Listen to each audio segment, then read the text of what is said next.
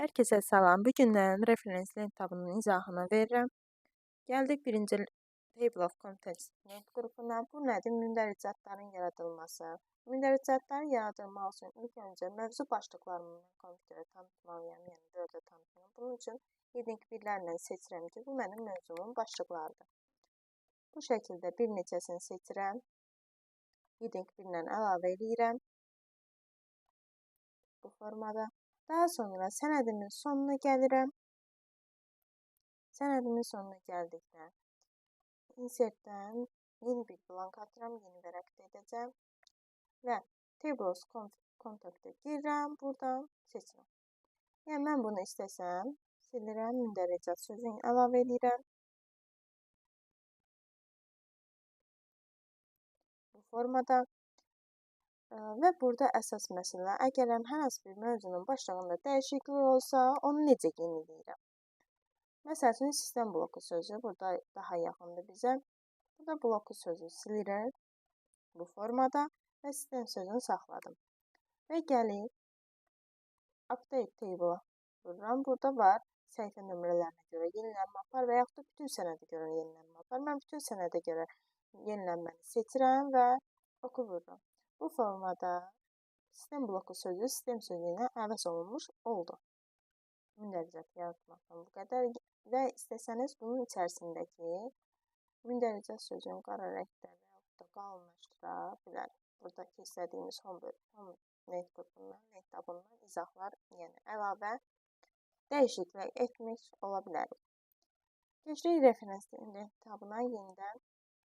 Burada footnote və endnote var. Bunlar nədir? Hər hansı bir sözün şeirlərdə əsasən bunu görərdik. Şeir kitablarında şeirin içərisində olan fars və yaxud da ərəb dilində olan sözləri bizi ya vərəqin sonunda və yaxud da kitabın sonunda məlumat verərdi ki, bu sözün açılışı nədir, tərcüməsi nədir. Bunun üçün insert footnote vuracam və vərəqin sonunda ehem sözünün açılışını yaza bilərəm. Və yaxud da ki, seçək modem sözü. Modem sözü mən sənədin sonunda, footnote vərəqin sonunda da, insert endnote isə sənədimin sonunda.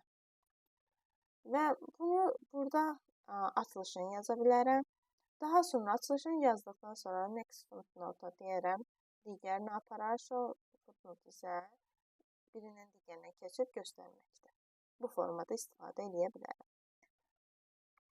Daha sonra citation bölməsi, bu nədir? Sənədin içərisində mənbələrin əlavə olunmasıdır.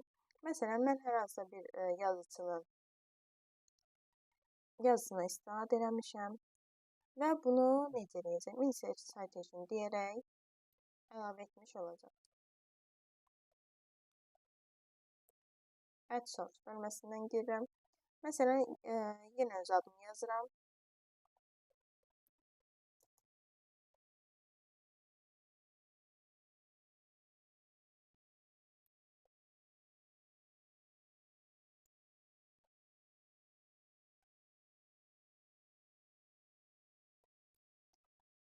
Yəni, yazısının adı, kitabın başlığı, informatika yazıram.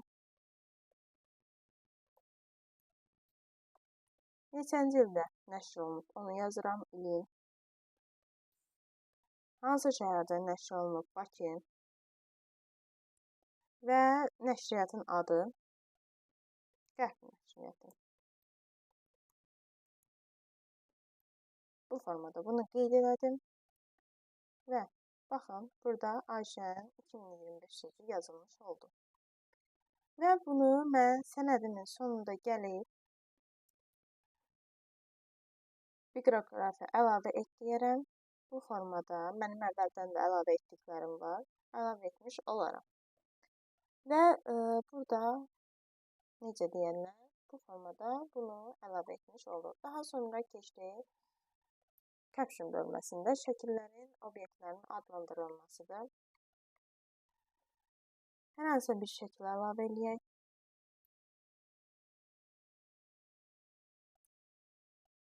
Götürək elə bir şəkil. Insert caption'a girirəm və şəkil 1 kimi bunu adlandırıram.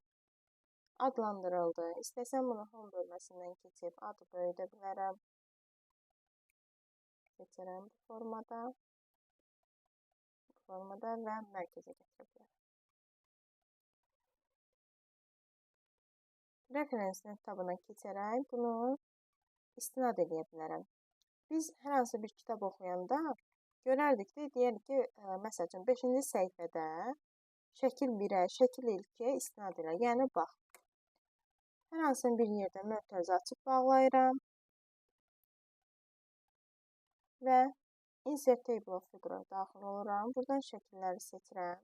Hər hansı bir, əgərəm mənim şəklim var, yox, buradan deyil də, Cross Reference-dən girib daxil edirəm. Şəkli seçirəm və daxil edirəm.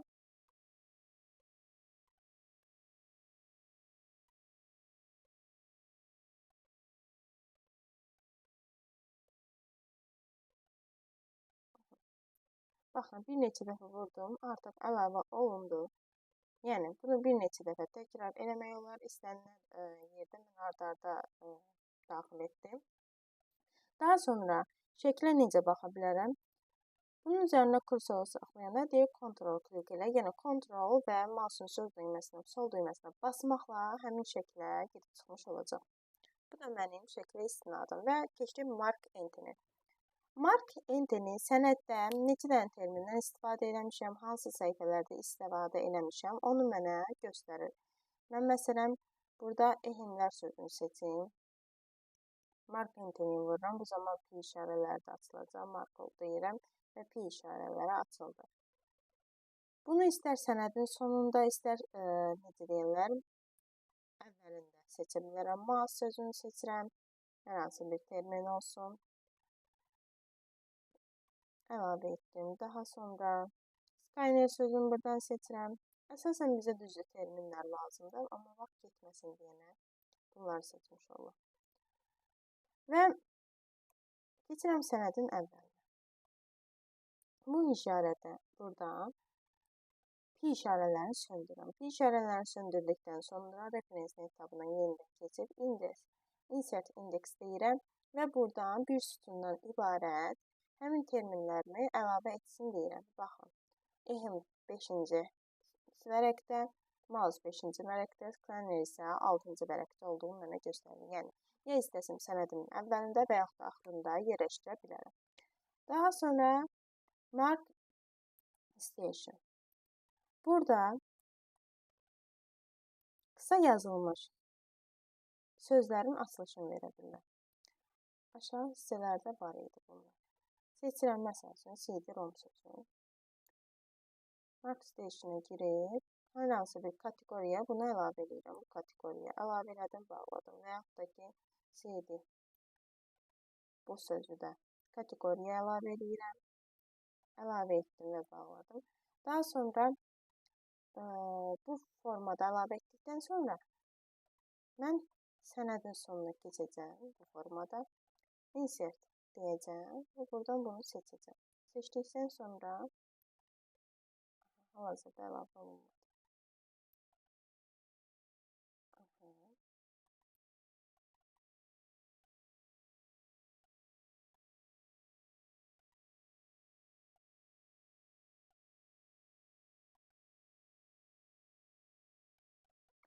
Yenidən seçək, hər hansı bir texniki problem var. Bu formada bunu seçdim, markolu əlavə elədim. Bu səfər markoluna hər hansı bir kateqoriya əlavə etmirəm. Yenidən seçirəm CDR sözün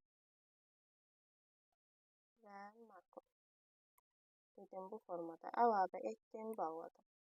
Daha sonra sənədimin yenidən sonuna gəlirəm və pi işarələrini söndürməliyəm mütləq şəkildə. Söndürdüm.